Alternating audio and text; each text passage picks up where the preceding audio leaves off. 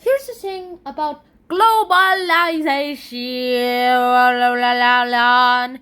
The thing is, globalization is a big thing that seems to be happening throughout the whole world, and nowadays everywhere it's globalized. Nowhere in the world can it, like almost everywhere you go in the world, whether you're going to America, Russia, Britain, or whatever country that is, you will always find places where there are globalized places. Even these small remote countries like, well, not like Brazil, but places near Brazil are even globalized too. Literally everywhere in this whole entire world is globalized. I'm going to have to go from one place here to one place there to one place there to one place there and back here just to make a product. Now this is just an example, okay? It's basically a circular system of products too. So that you have to go into different places for lots of times, and then you will end up back here. So in today's episode, we'll be tackling the lots of problems and all the other things that could be positive effects and the negative effects of globalization today in this episode right now. Let's get to it.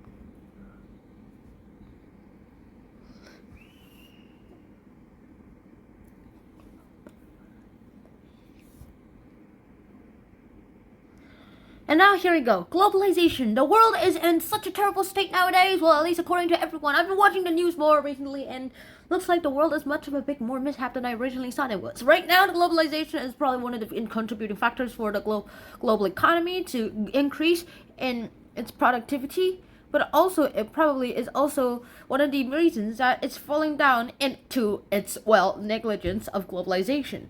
Well, I mean, the global economy is such a big mess up, and everything that has to do with humans are so complicated that I probably can't explain this in 5 minutes. But I'm going to have to explain it in 5 minutes right now, so let's get to it. Let's start with jeans. No, not those, like, the blue ones you wear. Yeah, that kind. And so this is how globalization seems to work. First of all, let's take genes into account. I already mentioned in earlier the episode, you have to go like, usually nowadays products are made in different places. At least parts of a product are made in different places. Like, in our case with the gene, this is how it works. Welcome to the dark room. In the USA, the cotton is provided. And then in China, that's where there are cleaners who clean the cotton and also dyers who dye the cotton into the blue color we know of genes are created of. And then in Malaysia, well, that's where the people spin all that cotton into yarns. In Thailand, that's where basically all the fabric is created. Well, that's where they spin the yarns into, like, fabric. In Singapore, that's where there are the people who cut the cloth into the shapes that will be used to make the jeans. And then it's sent to the Indonesian sewers. And please don't confuse the Indonesian flag with the Polish flag. They're literally the reverse of each other somehow. And the Indonesian sewers sew the products from Singapore as well as, as I already said, zippers from Hong Kong and Taiwan buttons. As well as, again, Singapore labels for on the jeans. And all that, after all that, it's sent back to the USA for commercial uses. And so that is basically how a gene is created. It starts from the United States of America and returns to the United States of America and the gene. You see how globalization has an impact on the whole economy, right? If even one of those countries I mentioned right there is like destroyed or like has a very, very bust economy, the people in there might lose their jobs because either the other countries will have to look businesses to like either sew, cloth cut, or fabric make in other countries so that they won't lose their jobs or they won't lose their money, and also possibly it could become more expensive or the jeans could become less expensive, making it cheaper too. Or else, because even if one of these are destroyed, if one of these is gone, then it's a big link inside the economy. And let me just draw a circle that I've created in my free time, or at least thought up in my free time. This is the US, this is China. And let me just draw a little the yellow from the stars over there. And then we assume this is from Malaysia. And then again we go to Thailand. And we also go to Singapore again. We have Indonesia. These are not responding to their colors of the flags from now on, okay? And we have all these from the Taiwan, Hong Kong, and back to Singapore places. And back to America too. If we just take one of these out, they have to find a big gap filler in here really quickly, or else the whole economy is bust, and everywhere from here is very, very, very messed up.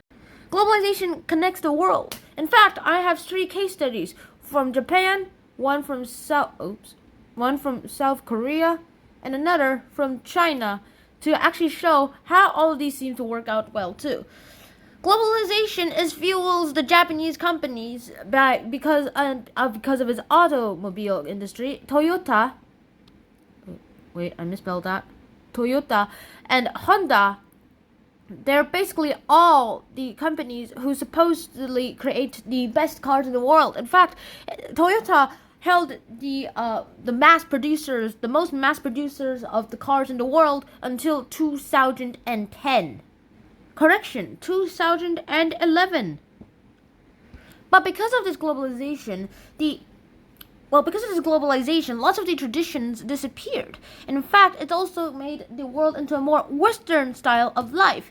It also became an economic decider, and that's basically what created Japan into. Japan turned into a world major power. And now let's talk about South Korea. In South Korea, it also became one of the greatest countries in the world, education-wise too. It had possibly an education that all other countries envied at, because almost all the students in South Korea had near perfect scores in almost all the tests that they had to enter in. And the U.S. in fact accepts more South Koreans into their universities than any other country at all.